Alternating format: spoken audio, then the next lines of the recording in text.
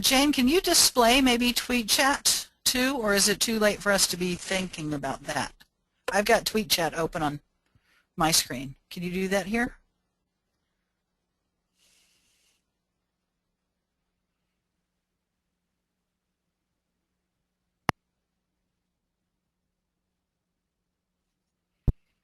Okay, we will make a start then. And anyone got tweet chat? So I just wanted to just a few words about the webinar itself. So today we're using GoToWebinar, and unfortunately the chat functionality isn't as good as it could be. So I'm going to suggest that if you want to talk about the webinar, ask some questions even, we use Twitter as our back channel and use the hashtag SLCwebinar. Anyway, so I'll introduce my guest today. I'm sure you all know her, but absolutely delighted to welcome Dr. Jane Bozarth today. I've known Jane online for many years, probably over 10 I should think. We actually only met the first time in 2010 at a conference in San Francisco. Our conversation online, I consider them not elements in the learning world now, but as well. As we just about to start a fun chat, Bring DevLearn in San Francisco. And you may well recognize some of the people who were in that picture as well. But anyway, just prior to that event, we'd been talking about a lot of stuff that some people didn't like to hear. So Jane came up with the suggestion we should call ourselves Evil Janes. And in fact, we now have our Twitter account and Facebook page, although I have to admit we probably don't keep it up to date as well as we should. But the reason I'm mentioning that is that because today you're probably going to hear something that you're not expecting to hear, although I can see that we've already got more friends on the call. They know us both very well. So let's get started. Welcome, Jane. In a minute, I'll make you a presenter, so if you want to show us anything on your computer. But I thought it would be quite a good place to start by finding out a little bit more about what you do in your day job, because you're the e-learning coordinator for the North Carolina Office of State Personnel. So can you tell us more about what that's all about?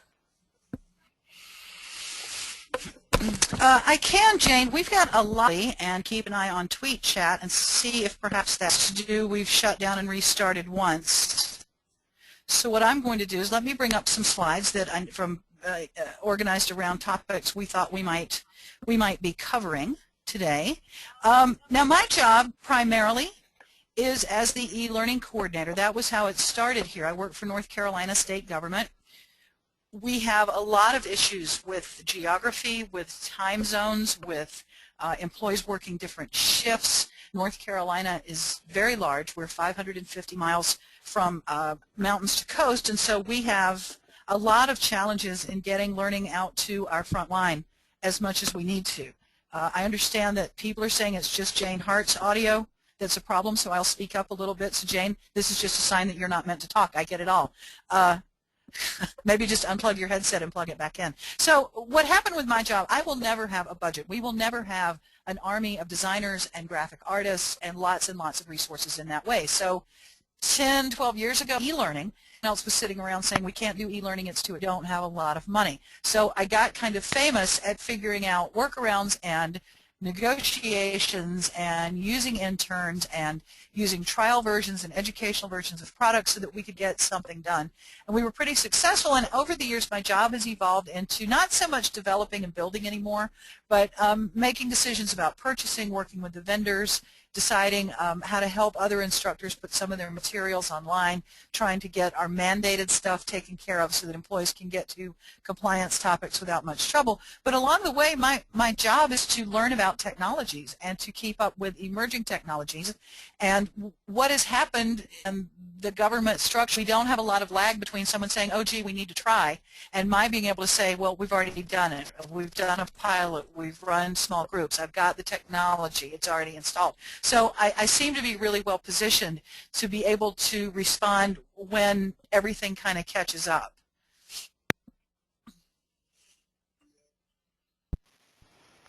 Yes, I don't know if your share is going too well. I've got a black screen here, so maybe you could try again. But anyway, what you've been a number of bets now, e-learning solutions on a shoestring and better than bullet points. And of course, there's your list of social media trainers. So what was the rationale for that book? For the new book? Let's see, first of all, I see coming in tweet chat, people are saying the view is a problem. They should be seeing just sort of a slide deck. I'm not really discussing any slides yet, but I do have a PowerPoint show open. Are people not seeing that? I don't think so, no. Jane, what are you seeing? I'm not seeing anything anymore. What are you seeing? I don't see anything anymore, just a white screen. Okay, let's see if we can get that back up. People think I'm messing with them.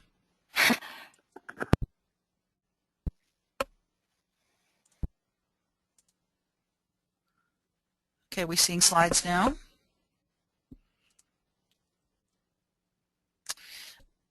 Are we seeing something now? We seeing PowerPoint?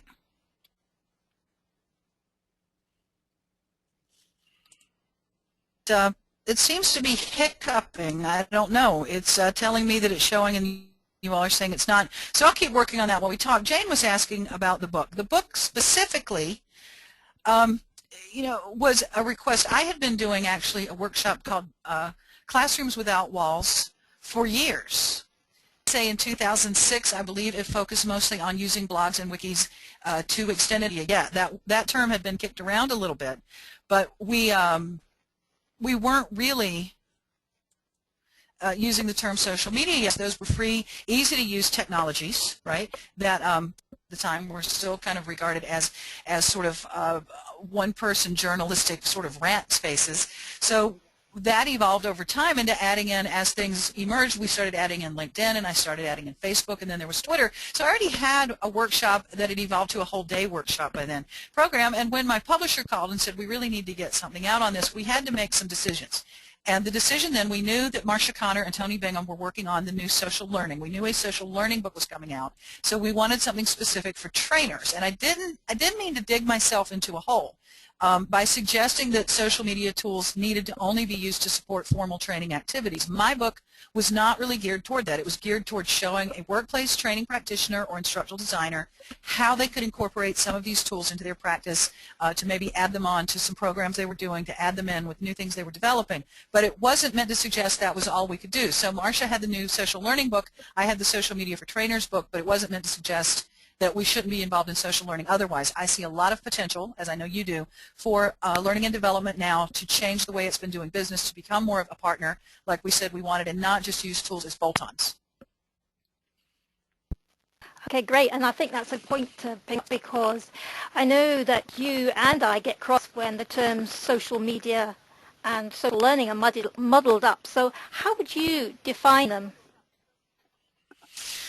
I think that I know social learning is how we have always learned. It's from sitting around the campfire at night talking about a particularly successful kill they had made that learned to live in our societies. It's how we learn to get along at school. It's how we learn to get by in the workplace, in addition to or in spite of what we're told in new hire orientation. So social learning is not new. It's just I think we have wonderful new tools now that enable it to happen on a much larger scale, where 10 years ago my local trainers group actually had face-to-face meetings that we drove to. Then we started seeing things like email groups and Yahoo and Google groups having a place for us to sort of run our own communities online, and now that's of course evolved to an even bigger sphere. So I just see these tools as ways of expanding what we were already doing, reaching new populations, being able to extend our reach in that way. But I see a lot of people, and I'm afraid sometimes it's the vendors, I'm not sure it's unintentional, tangling up these terms. They'll say things like, oh, well, you need to do social learning, here's a social media tool. Or people don't know if they should use social learning, but here's how to do social media. They're not the same thing. And I do understand why there's so much confusion, but I worry that social learning is being treated as if it got invented 4 years ago, because it did not. It's how we've always learned. And if I run my slides, it means I can't see tweet chat anymore. I'll bring it up on my phone, but it means I'm going to have limited view of tweet chat. So, but this was really all we were going to say. I kind of had topical slides. Okay. Okay. Well, I mean, you picked up that point about vendors, and clearly vendors are getting onto the bandwagon now, and everything's being described as a social or a social learning product. What Right. advice would you give to people who are tempted by products that are described in this way? I think the first thing, and we've gotten in trouble with this so many times. First of all, I don't mean our vendors have very good intentions to remain viable as things change. So I don't mean to sound like I'm throwing darts at everyone, but I think going back to what we have to keep learning over and over again is you need to think about what it is you're trying to do. You need to really think about what you're trying to accomplish. And I will just say this, doing a LinkedIn group is not a strategy. Saying we need to have a Twitter account because a competitor has one is not a strategy. You need to man that. You need to staff it. You need to decide what common voice is going to be on that Twitter account. It's not just a matter of setting it up. And many of you know with all of these technologies, blogs and wikis and Twitter and Facebook and profile tools and microblogging tools, everything is always easy to set up. It's easy to set up an account. It's harder to sustain it, accomplish, and being realistic about that. Your entire workforce is not going to participate 100% and equally in some online community you decided to create for them, regardless of what you may be told. So am I answering your question there, Jane? Well, of course, one of the big products being promoted now is the social learning management system, and I think your views on LMSs are widely known, as are mine. So what values do you think social learning management systems will have to an organization, if at all? Well, I think if you need to track compliance training and you're trying to count how many people took something and what they got on the quiz, you need something to help with that. We don't need to do that by paper and pencil anymore like we used to.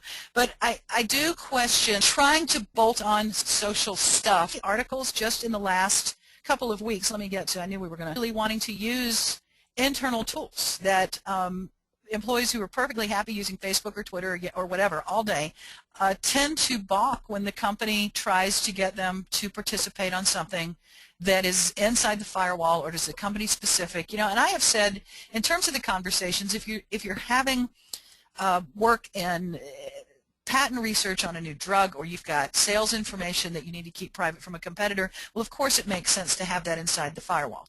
But if you're talking about customer service issues or leadership skills or strategies for recruiting talent, there's really no reason that all of that needs to be treated as such secret proprietary stuff. Organizations still believe they own discrete pieces of data that's in our brains where the employees don't really feel that way. They want to share.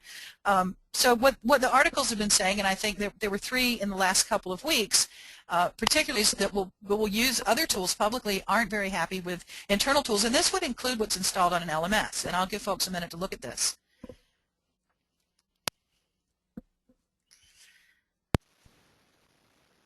And I think those of us who have ever dealt with a company that said, oh, we're going to build our own internal version of Facebook, well, no, you're not.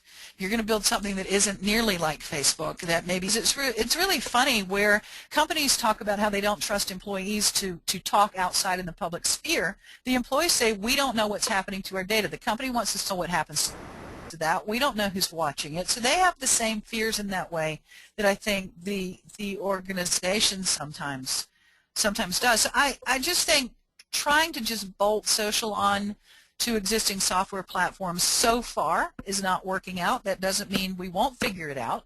It just means that we don't seem to have gotten at it yet. I think part of the problem is still trying to apply traditional metrics and traditional ideas of measures to what we're doing.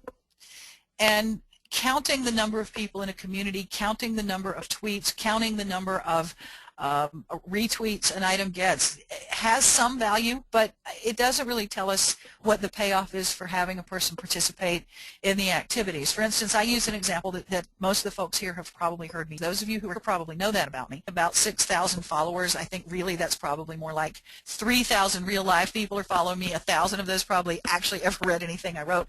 But one afternoon, I engage a lot. I participate a lot. I participate in several of the chats. I post a lot of things. I share ideas. I talk about what I'm working on. So I am an active community member on Twitter. I put a lot of time into it. My management knows I'm doing that. They support that. But one day I got a call from our vocational rehabilitation services. They had an employee who needed to attend a webinar who had a visual impairment, who was having difficulty seeing. And it's my job to sort of help sort that out. I didn't have the answer. I could have spent the afternoon calling around to our IT office, calling around perhaps to one of our universities, Googling around, and I may or may not have ever found an answer. So I spent 90 seconds later, I think I had a dozen answers, including one woman I did not know who said, well, WebEx has a job aid on this. Go here. Here it is. So I was able, and I looked at it. It seemed fine. So I was able to tweet the problem, get a solution, turn it all back around, call Voc Rehab back in 4 minutes flat. And I would say that is what Wenger is saying in terms of the payoff of interaction in some of these networks when we're talking about whether it's worth my time.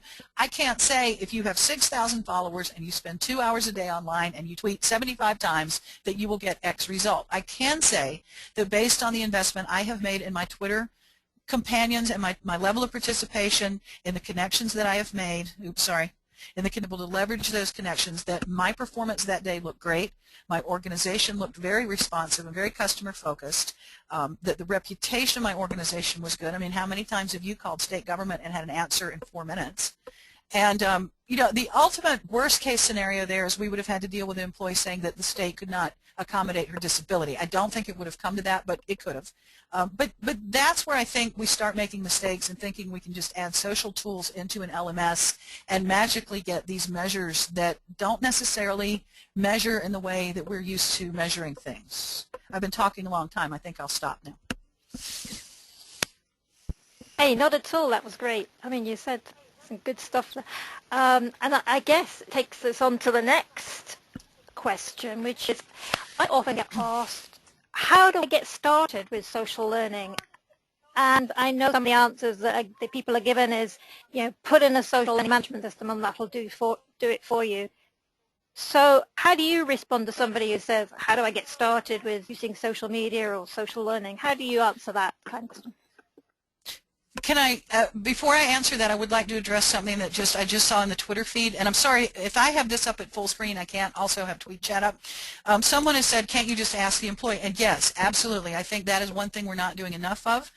The Wenger model here that I'm showing you talks about the value of self-report, that we need for employees to start saying, this is what I did and this is the result I got. On their weekly reports, one of the things that we did, and this is partly to answer Jane's question, rather than the old item, which was what are you working, what are you researching, the new question is what did you learn this week?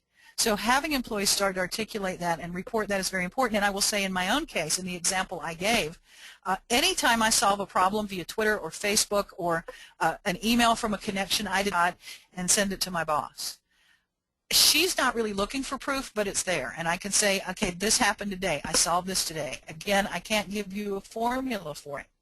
Which leads me to the question Jane was asking was how do you get started? I think those of you who are in the field know this. We are always hungry for a 4-step process or a 3-stage model or a pyramid with 4 colors on it that gives us an easy answer. And I will say, to get started with social learning, first of all, you are already started with social learning. Your organization has already started with social learning. Your employees already have a social media policy, by the way. Whether you wrote one or not, they already have one. If you're lucky, they told you what it was. I would say stop trying to create new artificial things and take a few moments to just sit and learn to live. They're so busy talking and publishing, they aren't looking around. Look around your organization for where communities already exist. There are already groups. They may be formal, they may be informal, they may be under the radar. There's literature about bootstrapped communities of practice. Start looking around your organization about where people are already gathering. You probably would see clusters of things like new hires. You might see clusters of things like people in job roles, like people at the call center all tend to sort of share war stories and their wounds. And listen to what they want to talk about. One of the mistakes we have historically made in this field, and I'm in HR, so I can say I can throw stones at HR. Nobody in the entire world wants to sit around and talk about your unlawful harassment policy except the people in the HR office. What do employees want to talk about? What are they already engaging around?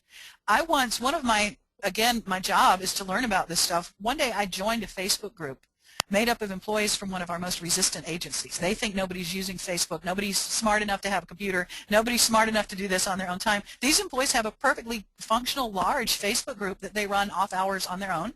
And one day they were talking about things like, where can I get training and how do I find out about promotions? This is exactly what the HR office thinks it's been publishing for 150 years, and it's still not getting down to the front line of employees. So starting to pay attention to where they are and what they want to talk about, and then tying it to the goals for the organization, then tying it to where the performance issues are that you're trying to fix. But I think that the main point there is for L&D to be successful at this, we've got to learn to participate and not just push at people, because they're not going to engage, like I said, with a product they don't trust, with a product that's been thrust at them, and they're not going to engage around topics that they don't care about. We are really seeing an age now of relevance and learners driving the train in terms of what it is they will access and when. You know, we know about the Googleization of learning. If they're not getting what they need, they'll just Google for it and get a tutorial right away.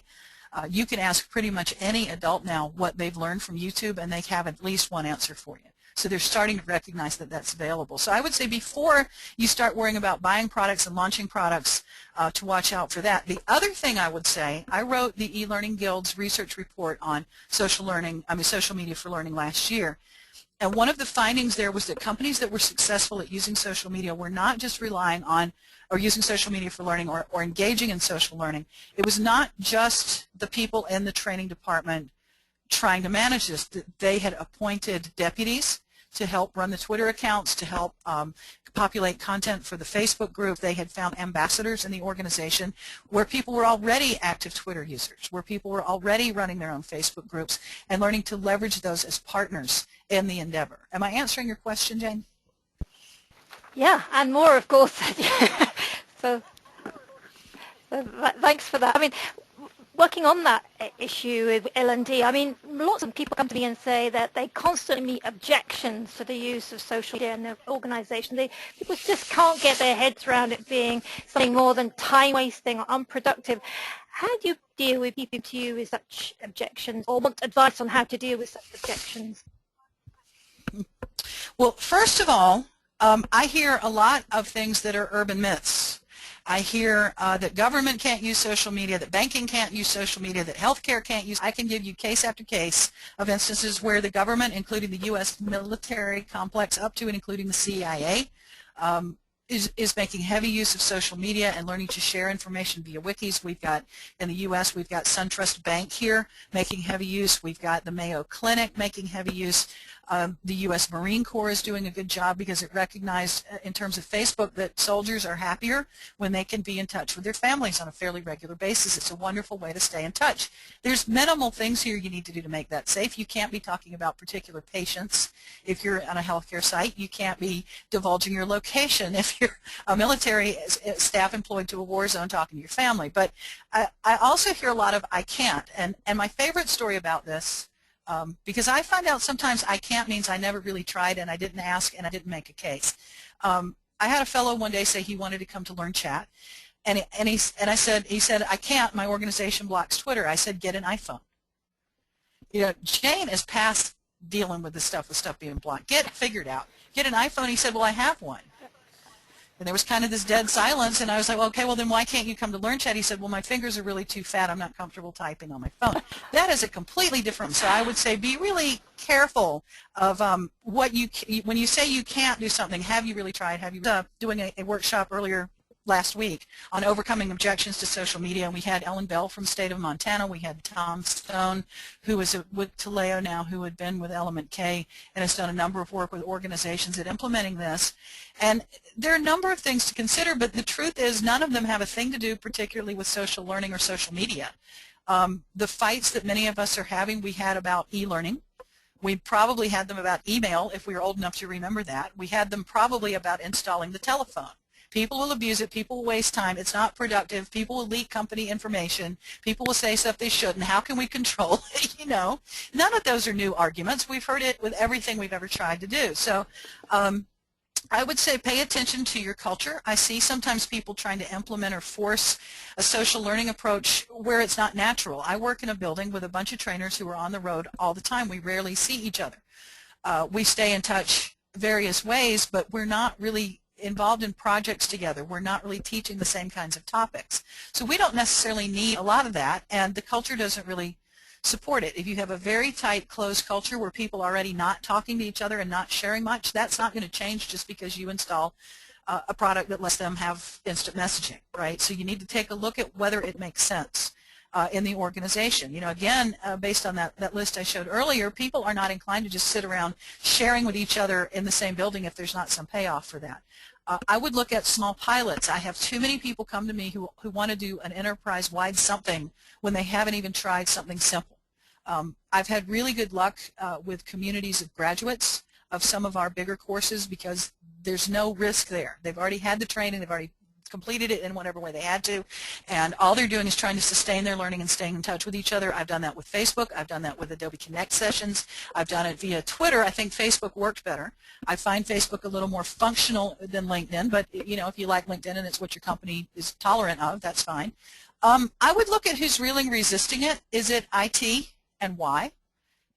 Is it management and why? IT may have legitimate concerns about network security that you need to address. IT may have legitimate concerns about when and how people are going to be accessing these technologies and on what devices. Management may have legitimate concerns about how much of work time is devoted to this, about how we're going to get the self-reports that people are using it.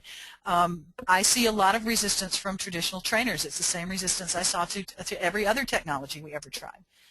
People aren't learning if we're not standing in front of a class lecturing at them. You know, we've seen that. But I would, rather than just say they won't let me and going in with my shoulders squared, I would try to understand what the concerns really are. Many times I see that people have never seen a good example of what you can do. You know, they go look at Twitter and it is a bunch of people talking about what their cats had for breakfast. They don't immediately seek out a wonderful example of the Army running a contest for app developers for good apps for soldiers. They see somebody talking about kittens and Roombas. You know, so I think, you know, figuring out what the real resistance is and trying to, but it's the last point on the slide here. Your network administrator is not the one, he ain't the boss of me, right? He really is not the person who's responsible for setting policy for your organization. So I would pay attention to who I'm talking with and where the influence really lies, and then working with those people. I would also say you need to be specific. Don't go in saying we need to do social media and then be mad if somebody tells you no. You need to be able to go in and say, I need a mechanism online so that graduates of our leadership course can stay in touch with each other. They need to be able to chat. They need to be able to send each other links. We need something better than email. And work with IT to find out what that thing is. If you go in saying, I got to do social media and I'll be mad if you don't let me, or if you go in insisting the only thing you can use is a Facebook group, you're going to get told no. You know, so be thinking about this in terms of a regular change management initiative. Get to about enabling. I see people who tell me that they want staff to use wikis, but then when they post, if you want them to use the wiki, the information needs to be on the wiki. This is exactly what Tom Stone talks about. He said when Element K went to using a wiki-based approach to a lot of stuff they were doing, they moved a lot of job aids and valuable documents to the wiki, but that was the only place you could get to them. They didn't also still exist in a database. They didn't also still exist in individual files. The only place you could do it was if you used the wiki. Our governor told us she expects state government to use social media to stay in touch with our constituents and our taxpayers. And when she announces something, she announces it on our Facebook press conferences until after it has been announced on Facebook. So if you expect to be current, that is where she will be. So stopping enabling people who are not using what you need them to use, I think, is important. Okay, and I'm scrolling through the Twitter feed now, so Jane, if you want to talk for a moment, let me read what people are saying. Yes, we've got quite a lot of people who love the fact that we mash up tweet chat and the webinar, so that's good. And feel free to pop a question in for Jane, because I'm going to be finishing shortly. So if you want to ask Jane your own question, pop it into the Twitter feed, and that'll be a way she can spot it when I for her to pick some of these questions up. But I just wanted to ask a couple more, and the next one was about the changing role of Learning and Development Department. Now, there's lots of people been writing about that. Of course, I've written an awful lot myself about it. Jane, what are your views on the changing role of the Learning and Development Department? Well, I think, you know, we've already talked about that a good deal. I mean, we've mentioned it a number of times. One way or another, I think that, first of all, again, as with my point about things being enterprise-wide, I don't know that everybody is going to go. I do think we have a lot of folks in traditional learning and development, and I have been there for 20 years, who have heard all this before. We heard that laser disc players were going to put us out of business. We heard e-learning was going to be the end of the classroom. I mean, we've heard that before, but what is different this time is that the learners are driving the change. Like I said, if learners need to get something right away, they can just Google it. I use an example from my own workplace, and I don't mean to insult anyone I work with. We have a course catalog. It's very traditional looking. If I was a new hire and I had a boss who liked Excel and I didn't know Excel, if I knew that my organization existed for state government and I knew how to get to the catalog, those are two big ifs, it takes 6 clicks for me to find out whether Excel is being offered, and as often as not, I will get to the Excel class and find out it was offered 2 months ago and is scheduled again for April. The employee just isn't tolerating that anymore. If they need to know how to do a spreadsheet, they can go to Google right now and find out for themselves, virtually or not, whether they got an e-learning course or not. But that is really changing now. And where we may have heard it before, I think this time it might be coming a little more true that if we're going to keep up, we're going to have to start looking past traditional ways of doing things. I've mentioned before the importance of becoming a partner, of learning to participate in communities and groups rather than be the one to control and lead and own it. I can't tell you how many times I do a number of courses on this. I do day-long workshops. I do 3-day part programs for an online approach to this. And I can't tell you the number of traditional trainers who say things like, I started a Facebook group and I can't get them to use it. I started a blog and I can't get them to comment. You know what? That ain't what it's about anymore. It's not about you building the site somewhere and having people go do assignments on it for you. It doesn't work that way. You need to be a participant. There are certain kinds of trainers that will fit that role, and there are certain kind of trainers that are going to have a really hard time giving up. I'm the expert. I'm in charge. I'll tell you what time to go to lunch. I'll tell you when you can ask me a question. We were talking yesterday, it's kind of funny somewhere about, I guess in another class I was teaching, we were talking about when I was a kid, teachers didn't like it if kids started school knowing how to read, because it created a problem for the teacher. They had to keep that kid occupied, and that kid was often the one who's bored while the other kids learned to read, right? I know trainers who are like that. They don't really like a learner showing up for class knowing very much or challenging the content very much, and I think that is going to change. So it'll be interesting to see who's willing to get on the train and stay on the train. Certainly, given what we see happening now, it will be people who are more amenable to trying out technologies, who are willing to just test it and see how it goes. You know, we see new social tools introduced every other day. In the last couple of months, I've tried Path and Pinterest. I hear there's some other stuff new coming. I was in a webinar with Richard Byrne the other day, and he mentioned 2 or 3 things that were more teacher-oriented video sites, and I haven't had a chance yet to go look at those, but those are also social. I have a social traffic app on my iPhone where the community says where the roadblocks are and where the police are hiding and where the accidents and the slowdowns are in the morning. So I just think the first big change for us is going to be the idea of participating rather than publishing. Okay, that's great. Thanks a lot. Thanks a lot. Now, as you know, I set up a group before this webinar and asked people to ask questions there. And one of the questions that was this: what are some of the least and most engaging stuff? In the meantime, though, I need to point out that David noticed that one of those slides has bullets on it and are making fun of me on the Twitter, and I just want to say I know where they live, and we'll deal with them later. But Jane, I'm sorry, I didn't hear the question at all. Okay, well, let's try again. The question was from community: what are some of the least threatening, most engaging tools for newbies to start playing with and seeing the rewards of social media? You know, I realize that it's weird for a lot of people. I think that if folks get a good introduction and there are a lot of surprises there for them, they just don't know how to go in and get their feet wet. So, you know, I think Twitter it's my favorite tool, and I have more fun there than anywhere else. And I find that is where my personal learning network is. My PLN is the people I have assembled on Twitter who I can count on, who curate content for me. David Kelly, who is no longer a friend of mine because he's making fun of me, but that's okay. He's a good curator. I can usually count on him to give a good recap of a conference, to give good whom are not even in L&D, who have read an article, and if they say this is worth a look, I believe it. If they say ignore that, I kind of tend to go with what they tell me. So they're good filterers. But if you're new to Twitter, I think finding a chat is a good way to start. There's Learn Chat, there's Ed Chat. Jane and I are hosting a chat the second Wednesday of the month called Real Workplace Learn, where we don't talk at instructional design. We don't talk about it at all at Real Workplace Learn. There's a leadership chat, there's a blog chat, there's an edu chat for those in education. There are hundreds and hundreds of chats, and it's a great way to see who else is talking about things that interest you. And it's a good way to see how people can interact on Twitter when it is more focused and it's not silliness about Roombas, and it's you know, a little more tied to maybe something you're interested in. Learning to search Twitter for people who are talking about e-learning or training or social learning or social media, and finding out where those conversations are happening. But if you just go in and log into Twitter, I am the first to say it's not gonna be impressive. You know, you really need to find some reasons to be there.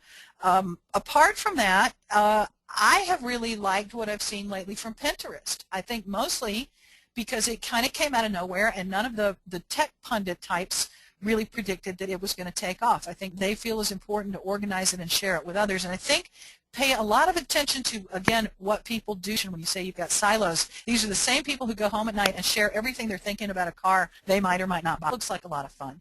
I like YouTube.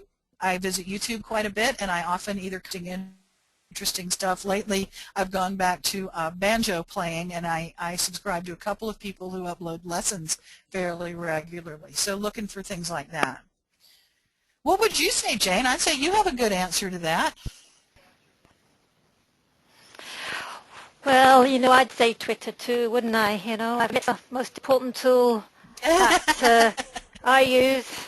And people often can be bizarre, but you know, we're using it now. Looking at the Twitter chat, we've got people saying, you know, we couldn't be doing this, and I just think it's. And the question was, what's the most?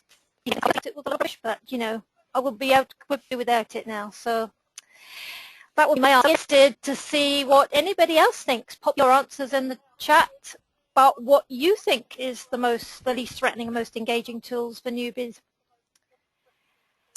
And, well, my last question was about silos, and I think you really answered that, Jane. But you got anything else to say about silos? I know you're not a fan of silos. Someone on Twitter asked about blogs. I got nothing against them. I think blogs are great. I've done, you know, I did a book chapter on them. Say that blogs were not. I think that those are great. I think that Evernote is great. Jane was asking me what I liked, and I was just answering her. There's plenty of other things we could talk about. I think Shared Evernote is a wonderful tool. I think Digo and Delicious are wonderful tools. So there's a lot of stuff out there. Virtual worlds, I don't know that I include quite in here. I don't know Peter, somebody that you might want to follow on Twitter and see what she's saying. I know she's done a lot of work, and so has Gina Schreck in virtual worlds. And I'm sorry, Jane, what was I supposed to be talking about?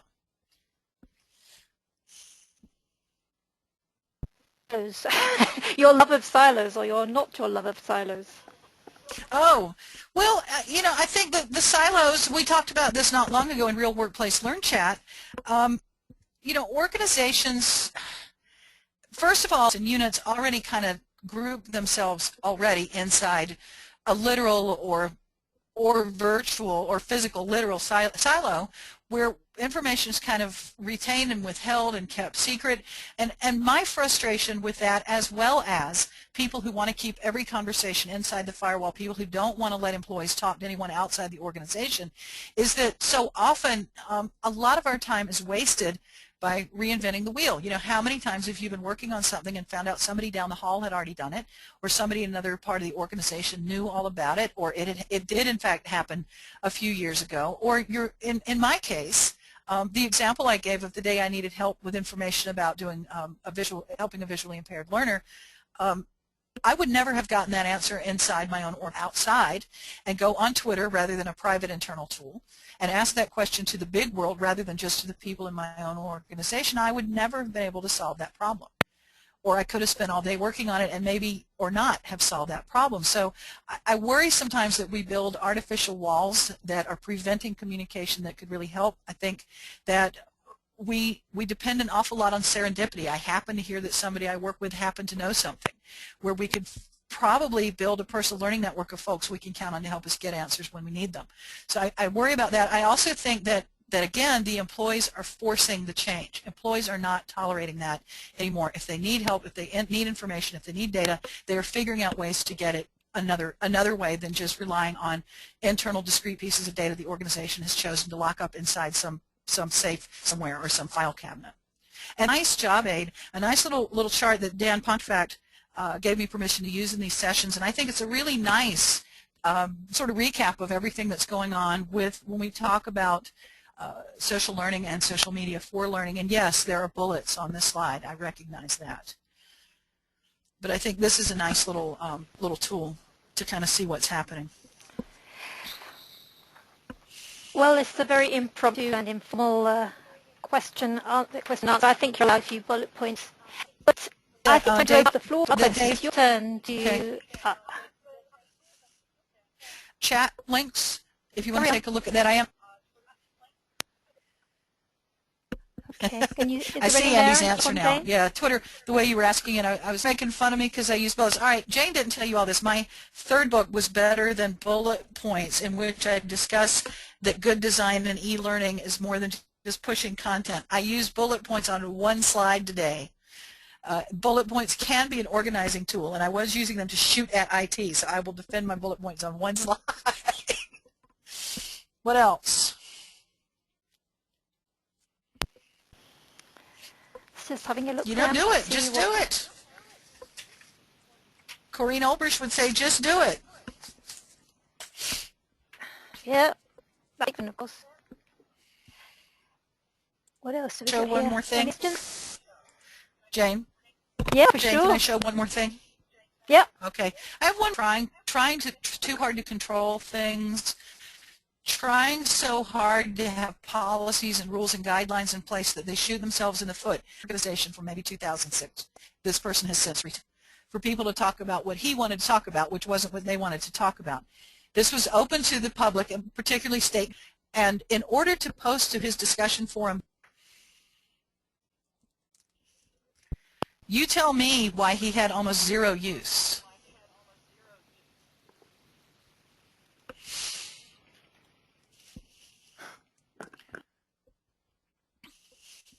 Jane, you want to answer that? Yeah. Yeah. What were they able to do? Oh, they had to have some do's, but they seem to be more don'ts than do's, don't they? Don't use uppercase. I'd be dead you know what? scared He to might use as well anything. have put up a sign that, yes. You know what? This is a sign that the organization is not ready. This is a sign that if they need this many rules in place to let people talk about hiring practices on a discussion forum, they are not ready yet. And I posted this on Twitter, and I've been waiting for the personal hymn, but this is what Dan Hudson, who is Web Tech Man, said when he saw, I posted this on Twitter the other night, these rules, and this was his response. If employees need this many rules, then we need to take a better look at hiring. We aren't hiring the right people. And he also said, you know, this is the sad type of funny. This kind of thing indicates that the fear of losing control organization says it really wants. The implicit message here is this is not really what we wanted and not really what we were ready for. And it had almost zero response. And of course then, you know, after no one responds, it didn't work. That isn't what didn't work. You made it so distasteful that nobody was willing to try lest they break one of your many, many rules. So I will just say what Seth Godin says when he says trust is cheaper than control. If you're going to have this many rules, somebody's got to actually police that. Somebody's got to keep an eye on it. Somebody's got to manage every comment that's made. So, you know, you just need to decide whether to let people do what they need to do and talk that they need to talk. And I saw somebody asking about the 99.1. I say that we need to concentrate on the 9, Mr. Panetti. I think we need to find out what 9% are talking and grouping and using Twitter and running Facebook groups and start there, I think. That is my gut reaction to the question. Music educators, if they're in the public school system, that is not who I deal with. I deal with workforce, but there supposedly are many, many online learning opportunities, and I know we have a lot of online courses for educators and school teachers. I did most of my master's online through NC State back in the early 2000s. So somebody asked about the 99.1 rule, and that basically says that for every 90 people who sign up for your community, 9 of them are fairly actively engaged, and 1 person's probably driving the train. I would say anecdotally, that seems pretty accurate to me. That has kind of been my experience. I can't say that there's a lot of data behind it, but I could say my own experience is that's kind of how it falls out. And my response to him was I would look for the 9 who are active, who are talking. And just said that social media 10 years from now will be as transparent as email. I hope email goes away, Clark. I hope we see it disappear and that people start treating it like it's a paper in a file cabinet. But we'll see. There's a question there about social media in 10 years' time. Any thoughts? Well, that's what I was saying to Clark. Clark was saying to Andy that he thought that social media would be as transparent as email and phones, and I would agree with that. I hope email goes away. I hope we see that become minimized in favor of more real-time tools and tools in which the right people are communicated with and not half the building copied on every piece of communication. Email got abused so quickly. I think we're going to see some products settle out. I think that we will probably in a couple of years, and one rival tool that the people who hate the other tool insist is better. I think that we will see a public microblogging tool and probably still a popular internal tool. We may see those things mash up, but most of us who are heavily involved with social media see very distinct uses of Facebook versus Twitter versus LinkedIn versus Pinterest or Path or something else, and most of us sort of divide those. I don't know that Facebook's goal is to try to get everybody into one place all the time, but I think many of us will still want to separate personal and private or work. We'll see, but I do think we will stop having the fights that we're having now, and things will gradually get to be accepted, and it'll be like e-learning was, or email. Yep, in 10 years' time we'll have gotten all these problems, I think. It'll be the norm for most people. I think we won't even be probably calling it social media or social whatever. It'll just be the norm. Collaboration, yeah, online collaboration. Yeah. I'm preferring to call it collaboration now. I've got a post coming about that tomorrow. Yeah. I think socials jumped the shark. Well, social So is anyway, just too many people are grabbing it up. Yeah. Yeah. Yeah, I see that. So, got any other questions coming in? We've got a few more minutes left. Why do we need more pilots? That's from Leslie. I'm not sure where that one comes in. I was saying rather than try to, I think that it was referencing a slide, rather than trying to do an enterprise-wide huge thing, I would say find a few small places where you feel you will get success with people who are amenable to trying it. Like I said, with the groups of graduates from a particular course, just try to get some small successes so you can say this did work and it didn't interfere with productivity and here's the results and this is what we learned, rather than go in and say the entire organization's got to use Twitter tomorrow. I think that's where some people make a mistake. So I was just suggesting a pilot or 2 would not be a bad idea. It depends on your setting, though. I'm curious. Those of you who are tweeting, yeah, those of you who are tweeting, what are your feelings about the 99.9.1 rule? You're asking me if I agree or disagree. I'm just saying anecdotally. I've been involved in a lot of communities. It's what I've seen. What are you thinking? Whilst they reply, let's ask this question from Brent. Can you see that social learning and social media changes identity and role of individuals and as organizations? How do you see leadership? You see that one there? I don't see it. I think I'm missing something in the question. I would agree that yes, social media changes identity and roles. I think leaders are going to have to be part of that movement of trusting people more and letting people self-report on their activities. You know, I don't know that we're going to see the guy on the front assembly line on Facebook all day reporting his learning. I don't know that every job is going to be equally affected. But I don't know that I'm really answering the question. I'm not sure. Could I get more detail about what they're asking? And is it in Twitter or in the chat, Jane, that you're seeing this? Because I don't see your public chat. Yeah. Thank you, Jeffrey, for coming. Bye. Where is it? Mac, yeah. Brent Mac. No, I'm not seeing it. I'm sorry. You can't see it. Okay. Because the 99 it's not coming up. response is coming there. Okay. I'll tell you what. I'm going to switch back to my tweet chat. If people Let's see if that helps.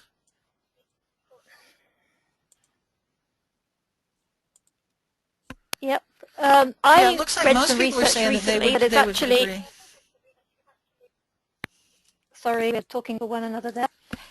I read some research that said it's more like 70-10 than 99-9-1 nowadays.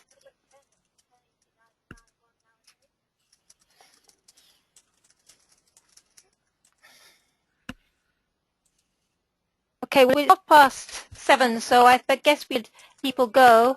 I'm going to change back to my slides just to thank very much for participating. Let me get my stick there. Doing that, that's not too get in this in the group up.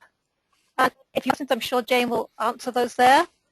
And just remind you that in a month's time, I'll be doing on the 21st of March, and we'll be talking about personal knowledge management and using social web. So I hope you'll be able to join me there. Thank you very much for participating, and thanks again, Jane, for participating. And Thank you, Jane, for having me. And, okay, good. Well, this was fun. Thanks, everybody. Thank you. Bye.